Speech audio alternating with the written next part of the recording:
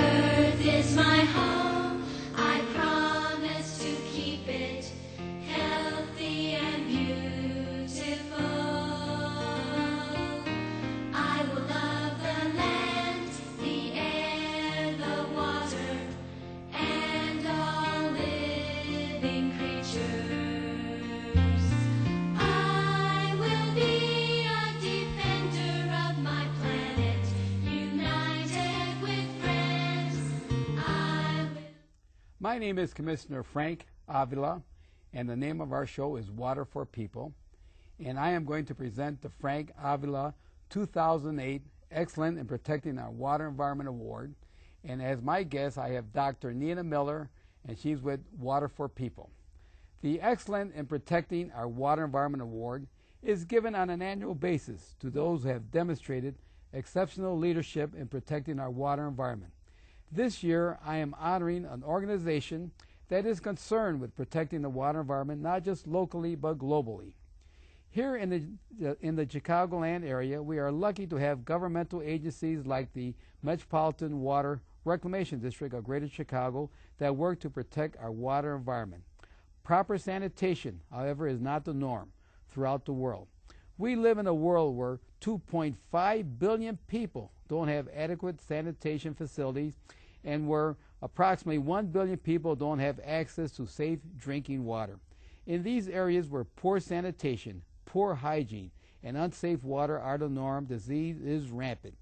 That is why this year I am honoring a global organization, Water for People, for its tireless work in helping people in developing countries to improve their quality of life by supporting the development of locally sustainable drinking water resources, sanitation facilities, and health and hygiene education programs. Water for People believe that access to safe water and adequate sanitation are basic human rights that can help prevent disease and death. I am pleased and honored to present the 2008 Excellent in Protecting Our Water Environment Award to Water for People and Dr. Nina Miller, who is accepting the award on the organization's behalf. And thank you for being on our show, Dr. Miller, and I'm going to call you Nina from now on. But this is our award on Water Environment Award. Thank you so much, Commissioner Avila. Frank? Yes, Frank. Just call me Frank. I'll call you Frank. I'm really pleased to accept this on behalf of Water for People. And we consider ourselves really the developing world's analog to the Water Reclamation District. We're trying to bring to people in developing countries the same service that you offer here in Chicago and utilities like yours offer around the United States. And we're partners in this, so it's wonderful to have the recognition. Thank you very much. Thank you. And you know, the reason why we're giving you the award is that before we used to think locally, but in now we cannot think locally anymore. We got to think globally, because what happens across the ocean or South America, Central America has an effect here in the Chicagoland area. So that's why you're getting the award, Water for People. It's one planet. Yes. And could you explain to the audience, what is Water for People? Water for People is an international development organization. We're based in Denver, Colorado, and work in 10 countries around the world to help bring people safe drinking water and good sanitation. And they both come hand in hand. We got drinking water and sanitation, because if we don't have quality sanitation, it affects the drinking water. It's absolutely right. It's one cycle. One cycle, it's yes. One cycle. People, we tend to think about what's coming out of our faucets and what's going down our toilets, you'll pardon the expression, as separate things, but really it is all one, and you have to think of it as a system. And so Water for People, what is their mission? Our mission is to prevent any person or child from dying of a water or sanitation-related disease in the world. Boy, that's a big job. It's a big job, and we cannot do it alone, and we do it with a lot of support from organizations like the Metropolitan Water Reclamation District. Honestly, we come out of the water and wastewater utilities in North America.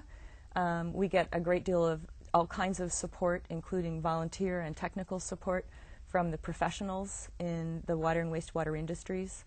And so a big job, it becomes more possible when we're all pulling together. So, you know, who thought of this idea of water? How did it get to start, Water for People?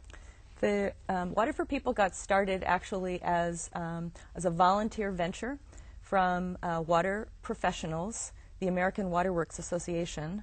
In 1991, they had for a number of years been doing essentially volunteer, kind of voluntourist vacation trips to the developing world, engineers, to just help communities one at a time get water systems for safe drinking water. And at a certain point, it had grown enough strength and was such a compelling idea that the idea for forming a nonprofit was born. So in 1991, Water for People became a nonprofit organization, and we've been working since then to create sustainable drinking water and also improved sanitation for these communities. So both sides of the equation, yes, as we were saying. We've grown enormously, and I think most important, we've become strategic in what we do. So we're really thinking about the key factor, which is sustainability. It's easy enough to go and bang in borehole wells and try to just put as many pumps out there as you can. The difficult thing is to make the systems that will be sustainable for the long term, and that's really our focus. Yeah, so when you say it's a big job, yeah, we think our job is not to try to do all the work ourselves, yeah, but to do it really well and get enough attention for doing it in a way that works so that we can get other people to replicate what we're doing. And so we're trying to get on shows like this, talk to the public, yes, talk to our volunteers, get our volunteers talking to other people. I hope everyone watching this show today will tell 2 people, and they'll tell 2 people about the key thing, which is sustainability, making it last, because we all have to pull this thing together. We can't have half the world with good water and the other half with bad water. We all need to be healthy and have the system work. Sure. As my opening statement, I said, what, 2.5 billion people? Yes, have no improved sanitation. Thinking of going around the world, my wife went on a mission trip, on a medical mission trip to the Philippines. And they spent a little under 3 weeks there. And she said that in some of the places where they went to, the only potable water or drink water that they had was what came down from the sky. And that was their drinking water, and they had a lot of microorganisms in the water, and that's how they were cooking, with worms in the water. I mean, and this was in the Philippines. Sure, yeah. And one thing leads to another. So if you have water that has parasites in it, and your only way to get them out is to boil the water, yeah, and everyone's doing that, then everyone's chopping down trees. Yeah. The more trees you chop down, the more depleted the soil is, the less able it is to soak up the water when it comes. The more drought you get, the sicker everyone is. It's all really one. You really have to think about every piece of it. Sure, because the world has to work in harmony. That's right. And she also mentioned not only of the drinking water, is that on where do you go to the washroom? There. I mean, every place she went, there weren't any facilities. That's right. And she went to an island, she said, and to get there was by an outrigger. And I forgot how many, what the population of the island is, maybe 5,000 people. And there was no sanitation or water. That's right. So that's right. So people make do. They go. Yes. They go outside. Well, they make do. Yes. That's what they do. Yes. Yeah. Now, how bad is a global crisis then in water and sanitation? I mean, we mentioned these numbers, but how? When we mention numbers, we don't talk how the crisis and how the condition is. Right. Well, just to give a little background on that, the world has really started to pay attention to these things. And we have something called the Millennium Development Goals, which maybe members of the audience have heard and maybe they haven't. In the year 2000, the nations of the world came together in Johannesburg in South Africa to set goals at the millennium, at 2000, for reducing world poverty. And they identified the factors that would contribute to doing this. And one of the big ones is safe drinking water, and another one is improved sanitation.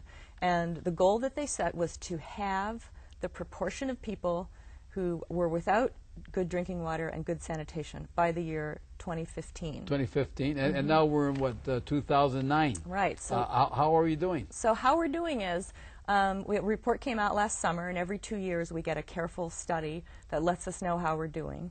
And how we're doing is we're making a lot of progress on water, and we're actually on track. If we all pull together, if we put as much effort as we can behind the cause for reducing the number of people without safe drinking water, we will reach the goal of half that proportion of people by 2015. We won't have solved it. You mean to provide drinking water and sanitation? Drinking water, we're on track. Drinking water? For reducing the number of people who are without good drinking water. For sanitation, we're way off track. Way off track? Yes, on the wastewater side, we're not doing well at all.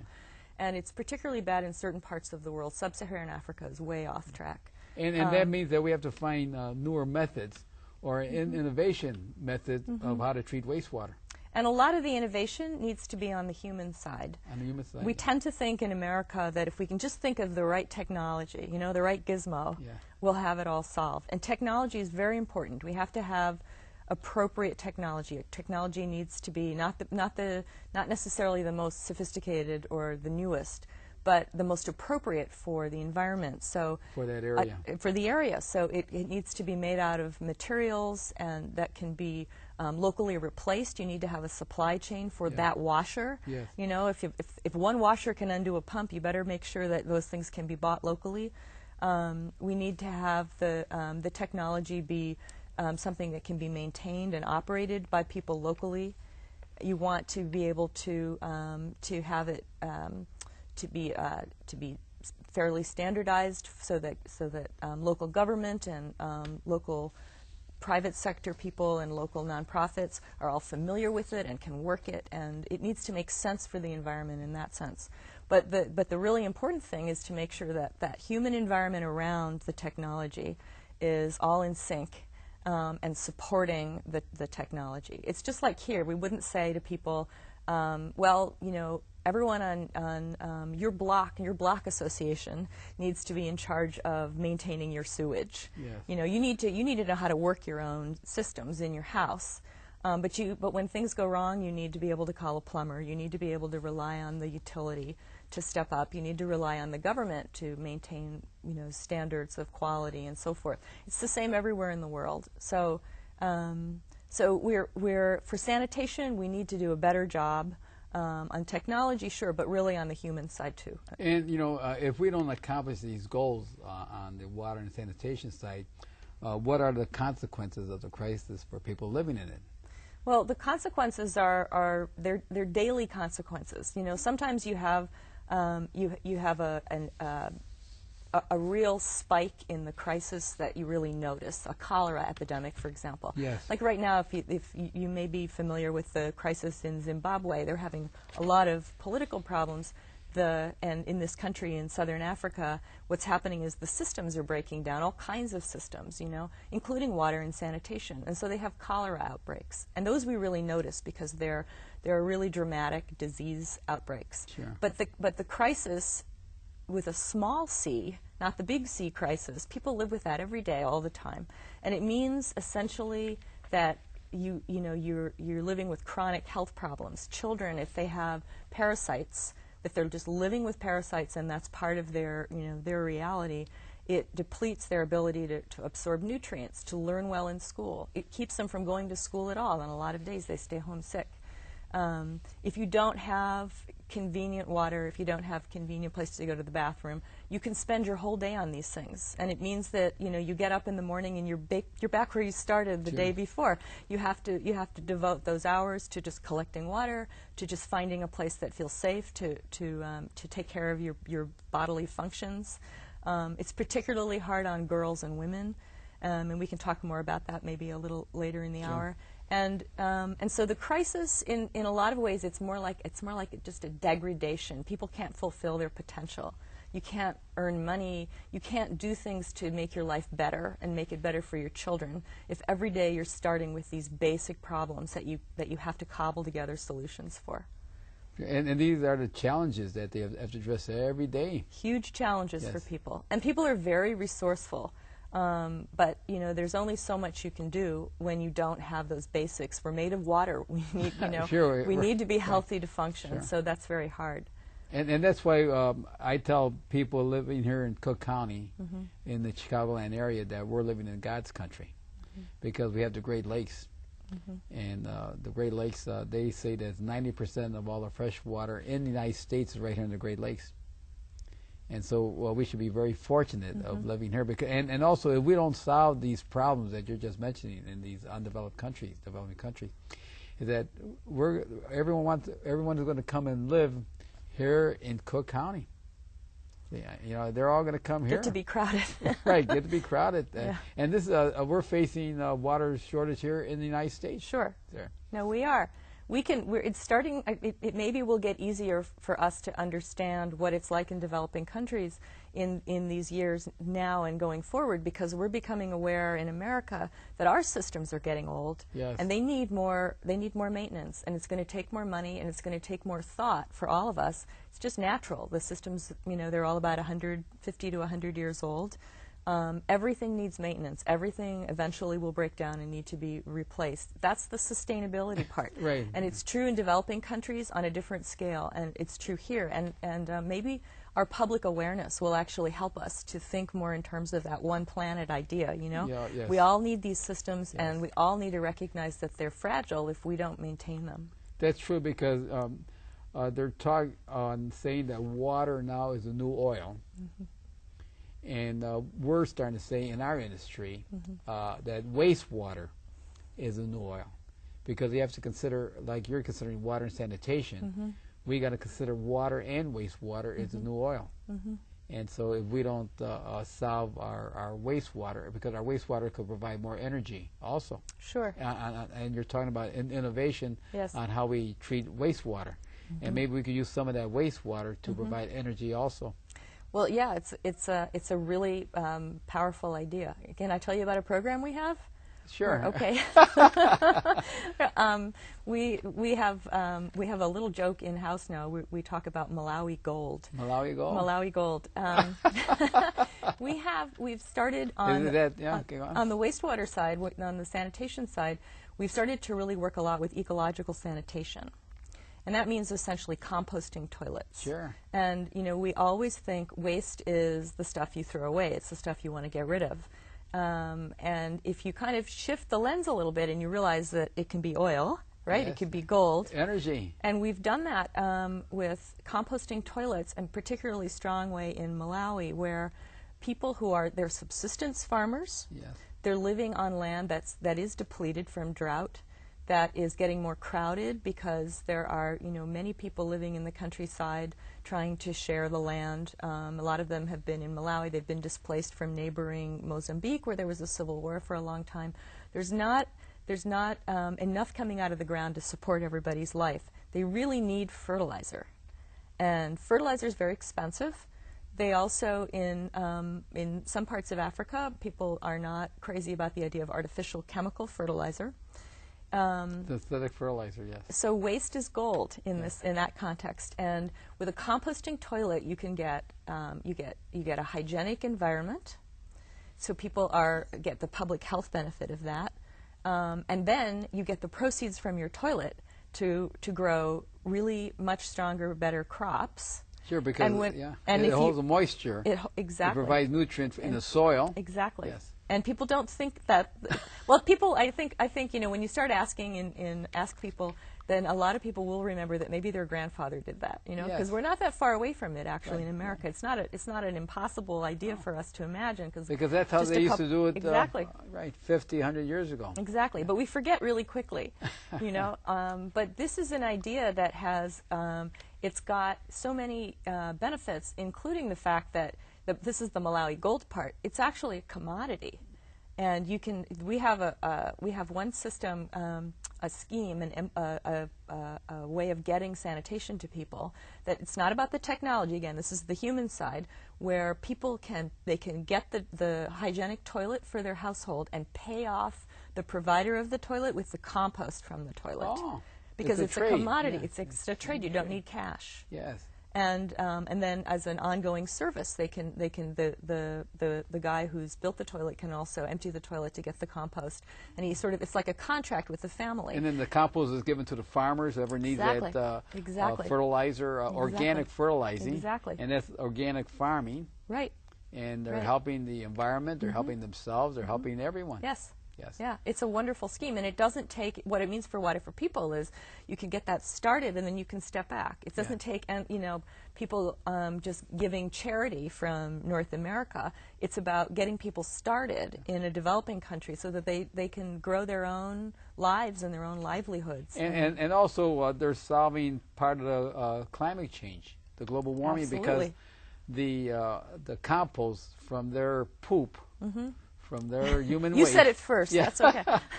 from their human waste, and the plants that are grown from the mixture of their compost from the human waste and the soil, the plant needs CO2, so it absorbs the CO2s from the atmosphere, and they're helping climate change. So they're helping in harmony. Exactly. In the earth. And one more little piece of it that's fun. There's children in particular are a big source of open defecation because they're afraid of the traditional pit latrines because they tend to be very unstable. Sure. They can collapse under a kid and a kid can fall in, and that's a very scary thought for a kid. So there's a child-sized composting latrine called an arbor loo, which is from the English idea of arbor, trees, and a loo is a toilet. So the arbor loo is just a shallow pit with a child-sized platform over it where the kid can put her feet, and then there's a squat hole. And when the pit is full, they plant a mango sapling. And so all those saplings reforest the area. The root systems make for better water absorption. They get beautification. They get mangoes. Well, here in Cook County, our agency, we treat wastewater, and they give us enough supply of human waste to produce 550 tons a day. Wow. And we give it to the farmers. We'll give it to golf course, football fields, landfill for cover or mixture. Wonderful. And so, yes, there is gold. It is gold, yes. Now, beside, where do you work also? So we work in Latin America, Central and South America, in Africa, and in India. And in South America, we're in Bolivia and opening up in Peru. In Central America, we're in Guatemala and Honduras, getting established in Nicaragua, opening up in the Dominican Republic. In Africa, we're in the southern and eastern parts of Africa. We're in Malawi, opening in Rwanda and Uganda. And in India, we're in one district, which is called West Bengal. And now in India, I think they're promoting what you just mentioned on the goal on the human waste. They have a program up there. Sure. Ecological sanitation has potential everywhere. In your developing countries. Yes. In the United States, if we were to mention that here in the United States, I wonder how the people would feel. I don't know. You know, Well, I wonder if what you just described is going on at the reclamation district is news to people. I mean, do they even know? Because we do that in Denver too. Well, the waste gets recycled. I'm glad you came up with this question, because here in Cook County we have people from all over the world come and visit our plants to see how we treat wastewater. And in the last year and a half, we started having tours again because of 9/11. And now people that are living here in Cook County could call us up and come and visit our plant to see how we treat your human waste. And it's amazing on how we treat it and put it back into the environment there. And I would recommend everyone to come and visit our plant. Yeah. Yeah. And so, so the countries, do they call you up and say, look, I want water for people to come to our country, or how do you get invited? Well, actually, that sometimes it goes that way. In Rwanda, it more or less happened that way. The government is very focused and determined on getting their water and wastewater systems in good shape for their populations, and so they invited us to come, and they helped us with our process to get established as quickly as possible so we could get to work in Rwanda. Sometimes, you know, as I said, we started work in 1991, and sometimes we have just developed relationships over time. But at this point, of the countries I mentioned, we're well established in 5 and opening up in 5 more. In a few years, we'll open up in more countries. And the way that we choose our countries, the way we come to work in a place is we're always looking for, to test to find where there's need, to go where people need us. And when 2.5 billion people don't have good sanitation, people need you in a lot of places. But our other criterion is we look for a place where we can make good partnerships with those local entities so that we can create an environment where the system will be sustained.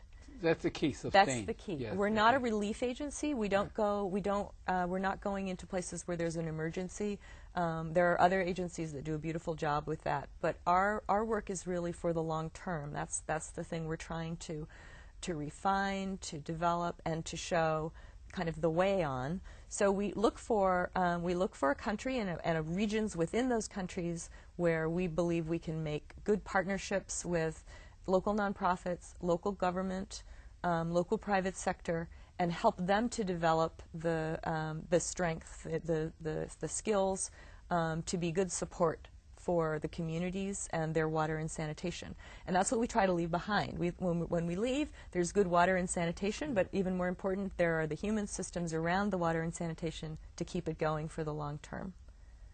That's really what we look for. You know, have you ever thought of developing energy from the compost or from Yeah, you know, on the waste side? There are systems. We try when we work with.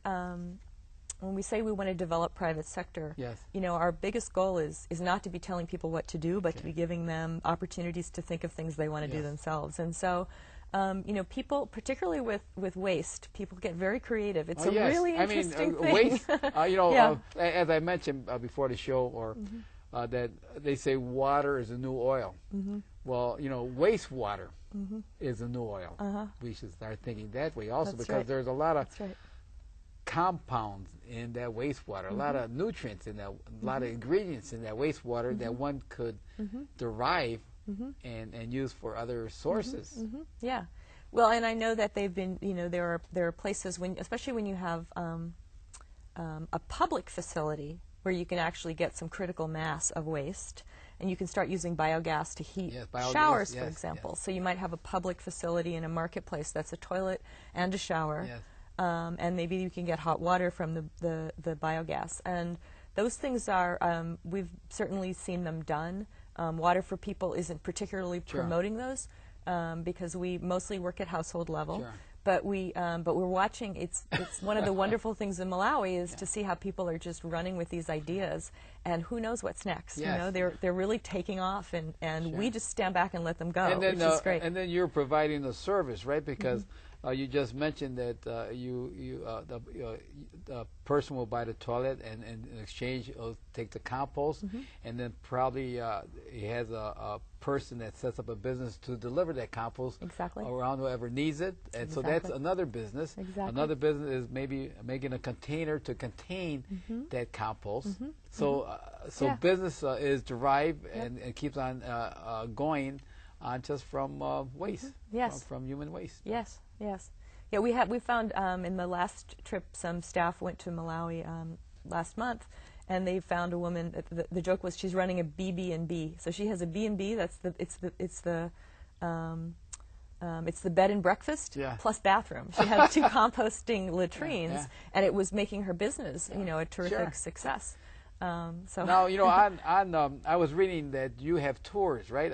Let's say someone wants to take a tour, like my wife now. She's so enthused about taking a vacation, like she just went to the Philippines and helping out in the Philippines.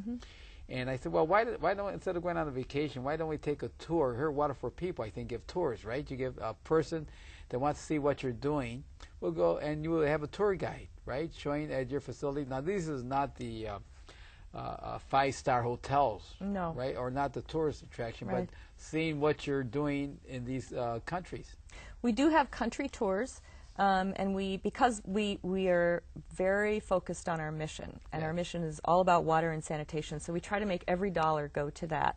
So we're not a tour company, but we do really appreciate our volunteers and our supporters, and we like them to see where their money is going, and we like them to learn about the work so they can tell others. Sure. So we do have country tours a couple of times a year, and the hotels don't have 5 stars. They're it's very modest, and you go places you would never go otherwise, because a lot of our work is in rural communities. And when you arrive as a known quantity. You know, you're a partner, and people know that you're a partner. They're a partner to you, and you're a partner to them. And we've been working. You've never met them, but you know they know that you've been working with them, pulling on this project to get the pump in, to get the latrines built, and people show you with great pride the things that we've all done together. And it's just you can't describe it. It's an amazing experience. Well, I'm going to volunteer my wife. Okay, my got her wife signed up. Well, let's Sign pick her one up. of the We'll really countries that really need development, because she's been to the Philippines, and she was telling me how their toilets are, and so she's used to that type of environment. Yeah, So. and let me tell you about another way you can come to see the work. We have a volunteer program that's called the World Water Corps. Or Water Corps. World Water Corps. And it was started about 1.5 years ago. It was entirely run by volunteers until just recently. We've now made a staff position to support the World Water Corps. But the World Water Corps are groups of volunteers from North America who go into our programs in country, out there in the field, and they're the most bread and butter job they do for us is they monitor our past work. So when we say sustainable, we're talking about data. We're talking about objective third parties. These are the volunteer groups.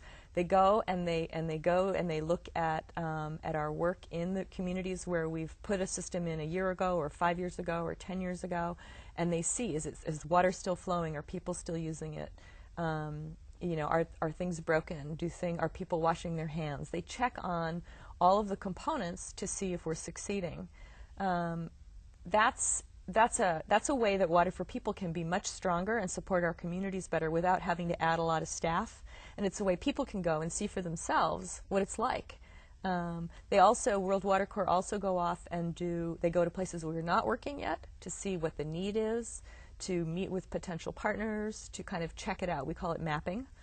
And sometimes we send World Water Corps on trips where they do special support for maybe a partner organization who's looking for help with their developing their accounting skills, or developing their marketing. Maybe they want to advocate better for their programs to the government. Special kind of business skills like that, we also send Water Corps to help us with, to develop our model, make it stronger, and to give our volunteers these opportunities to go and see what's out there. Sure. Yeah. To do all this, sir, how many staff people do you have working for Water for People, and who are they? We have. Are they all ages? Yeah. Let's see. Are they all ages? I guess we got a little bit of a range. Yeah. But staff, we keep the staff really small. We're very lean. We have about maybe 20 in Denver. 20 in Denver. And that's people who are working on fundraising and communications with all of our volunteers all over North America. We have committees all over North America of volunteers from water and wastewater industry primarily, who raise money, who advocate, who stay in touch with our work and support it. In the countries, we have every country has something between 5 and maybe 8 staff people, and those staff people are of those countries. So in Malawi, I know we just saw the picture of Kate Harawa. She's the country coordinator for Malawi. She's a Malawian development professional. She graduated from the local university there. She's got her degree in public health. And that's her Kate. right now? That's Kate. Yeah. Mm-hmm. She has her degree in public health. She's spent her career in this kind of work, and she and her staff are Malawian, and she's really excellently positioned and skilled to make the right kind of partnerships, and to be in a very long-term way committed to the country. And at the same time that we're getting the best professionals we could possibly get, we're also growing the capacity of the country to take care of its own problems. If all this, if you just keep relying on the skills of people in North America, you're never going to build and recognize the skills of people elsewhere, and that's really the key. Education. Those yes. people in their own countries, they need maybe a leg up, but they have it, and if they don't develop their own strengths, we're going to be having this conversation again in 10 years Yes, and 20 yes. years, and we don't want that. Yes. We want the strength to be in the country. Water for People's biggest goal is to just be able to step back and nobody misses us. That's how we know we succeeded. We don't want to be in a place 30 years. So those are who our people are in the country. Now, you know, do you get any support from the UN or UNICEF or any of those organizations that come out of Washington, D.C.? We have we're making partnerships with UN Habitat in Bolivia, and UNICEF is getting interested in our work in Central America, and we do have partnerships at that level. When I say partner, though, just to be clear, when I talk about our partnerships, the most important partnerships to us are the ones on the ground. On the ground. Because those are the partners that really are going to make live in the country. Exactly. So the local government official for health and hygiene, the local nonprofit organization that's working in this district in Guatemala to help its people with, you know, to support the widows, to build the schools, and so forth. And so those are the partnerships that are really the critical ones for our work model. Now, so there are other groups out there, but what is the difference about Water for People? Water for People is really working on this, this key issue of sustainability. That's our difference. So when I talk about the World Water Corps and going back and monitoring... And that's a topic now in 2009. Everybody talks about it. Everyone says it. It's a buzzword. It's a buzzword. Then what does that mean? What does it mean? And what we say is it doesn't mean anything if you don't go back and see if what you're doing really is being sustained. Yes. So the World Water Corps, our one big difference of Water for People, is we actually are going back and looking and making sure that things are working. And they are. And the reason they are is because we are looking up, for a long time, people in the sector that are doing development for water and sanitation have recognized that you need to work with communities to help them solve their own problems. So that's a big improvement, and that's happening in a lot of the organizations. But we've taken this extra step, which seems to us to be the key to real sustainability, which is to go beyond the little community. It's not, you know, people on your block trying to run their own wastewater system. It's the same thing there. It's not one village trying to behave as if they're an island and they're going to have everything they need in that one village. You know, you do training, you train somebody to do the repairs. If the repair doesn't come for 3 months, are they even going to remember? I mean, I wouldn't. I forget things people tell me after 3 months. Places where people are very vulnerable to disease, the guy that knows how to fix the pump might die of AIDS. You know, it happens a lot. So what we're trying to do is really, the difference of Water for People is really to look beyond just the community as an isolated unit and see what are their support structures beyond it and build up a whole region of strength. And that's our strategy, is to work by regions. So when I say we're in Malawi, we're in 3 regions in Malawi. And when I say we're in West Bengal, India, you know, we're in 4 regions in West Bengal.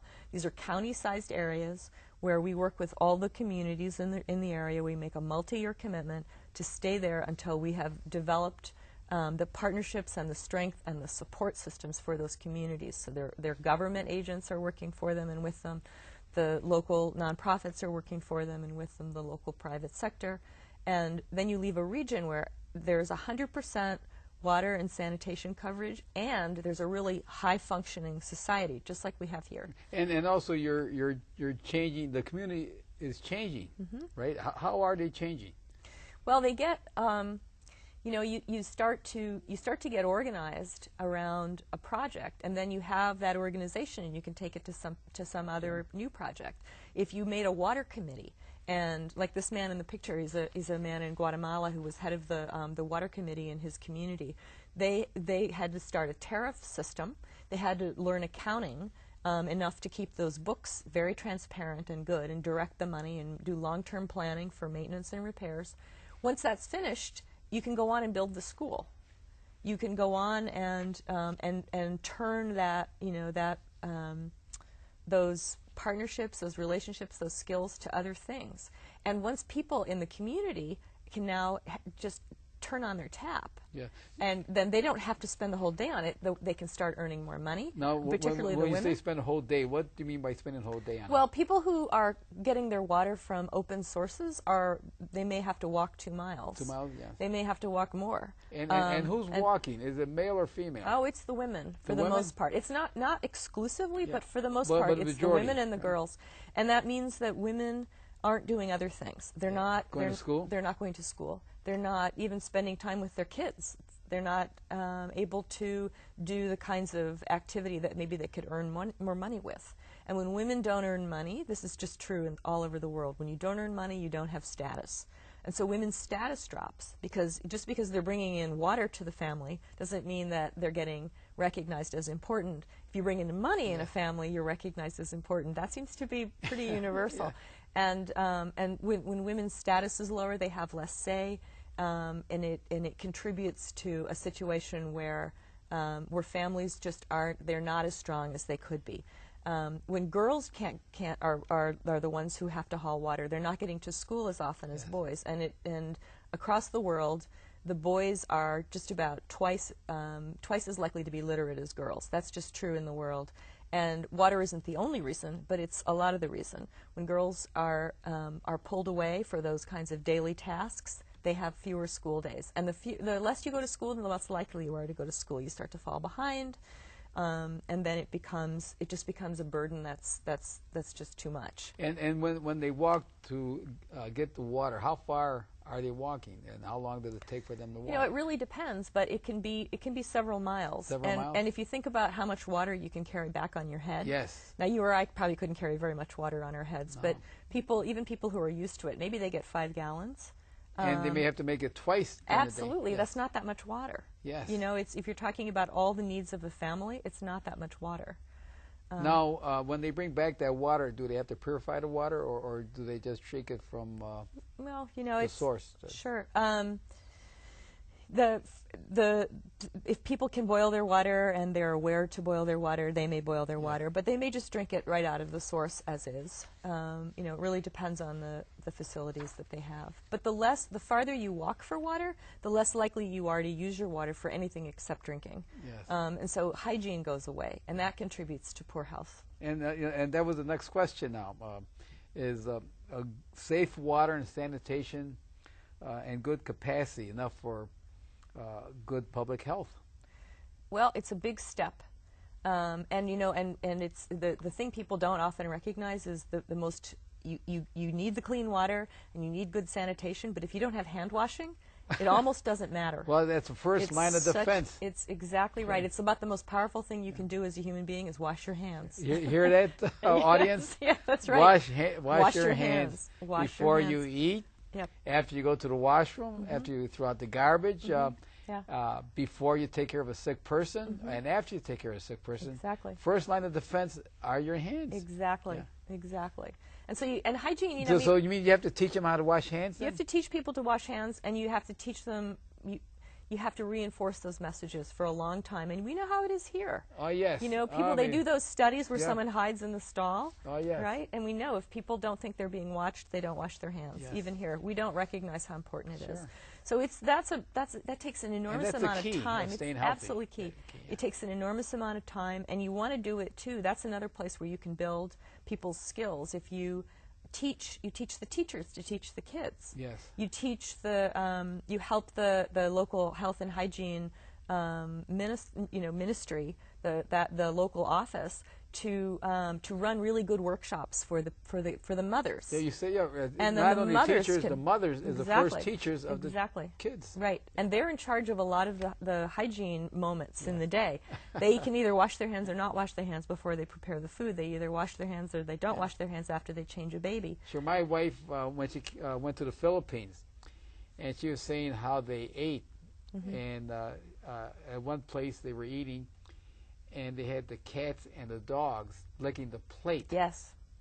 And my wife saw that, and she took pictures of a cat and how they looked, and licking the plate. I mean, that's could spread disease. Yes. Yeah. Yes. No. That's why the educational component past the systems, when we say, you know, it's more the human side than the technical side, That hygiene stuff is the human side, Yes. and that's the part you have to do for a long time, and you have to make it. You also have to figure out what appeals to people. You know, why are they going to want to do this? And you can talk about germs all day, but if that's not a motivator, maybe it's more about dignity. Then you better talk about dignity, you know. Or maybe it's more about, sometimes it's about getting points. You know, the kids in school can be motivated by contests, Yeah. and then they learn. We have a contest in Malawi where the kids are, who can have the most beautiful school, you know. So you have no open defecation, you plant trees Yeah. from the arbor loos that I was talking about, and they get points if they can convince their parents to get composting toilets and wash their hands. And so if your school gets the most points, you win, you know. Whatever works. Now, is this well water then? Who's drilling down to get the water, or how does that work? Well, again, following whatever's appropriate for the terrain and what's going to be the most cost-effective and environmentally appropriate. If you're in a place like we are in this valley in Malawi, you'll drill for water. And if you're drilling, then you want as much as possible to use and build up local resources. So if there's a local entity that you can, you know, hire to do the work, then you hire them. If there's a local nonprofit who are already doing this kind of work or who would like to learn how to do this kind of work, then you work with them. If you're in the mountains, you can protect a spring and feed it down the side of the mountain. You wouldn't need to drill. So it's not all wells. I see. And so these are so Water for People, innovation for water and sanitation. You are learning that from on the state side and the European side, or who's teaching you or who's showing you on these different type of innovations? Do you have professors or colleges or scientists or the wastewater industry or the water industry showing you how to become innovative in those parts of the country? You know, as I said, our beginnings were in the industry of professionals, of engineers, and so we have a strong skill base to begin with. Yes. But in the field, we have professionals like Kate Harawa and those professionals from the countries that we're using, and they're always working to see what works this better. slide that's up now. Yeah, Explain okay. the slide. All right, so this slide here shows you a picture. This is in Malawi, and it shows you a composting toilet. It's big like that because it has two pits. And I can just mention now, because it may be on people's minds, how do we know that the compost is safe? Yes. The one, you use soil and ash as you're using filling the pit, and then it lies dormant while you fill the other pit. So you get a good 8 months, which is enough time to kill the pathogens. And then you have safety. The compost from that latrine, you can see the evidence of on that crop around the latrine.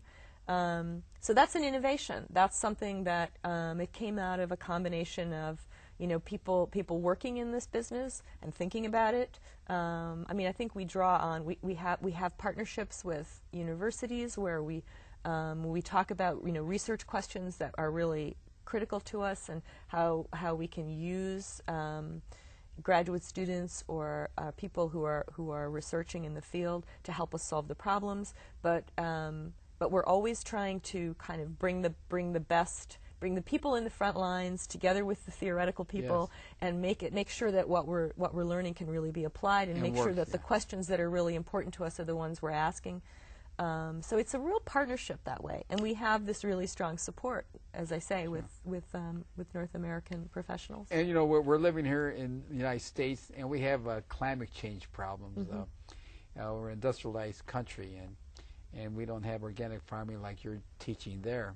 Right. So they're benefiting the environment maybe more than we're doing it here on the state side. Sure. Because composting human waste, organic farming. I mean, that's probably nature's way of working in harmony.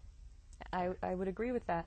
Yes, yeah. yes. Yeah. So, you know, so what will be the role of the children? I mean, you talked about the parents. Sure. You have studies for the mothers, the teachers, teaching them what to do, and they come and teach the children. But what are the roles of children now? Well, children have a really special place in the whole equation because, well, in the first place, they suffer the most from problems when things aren't in order. With bad water, bad sanitation, children are the most vulnerable.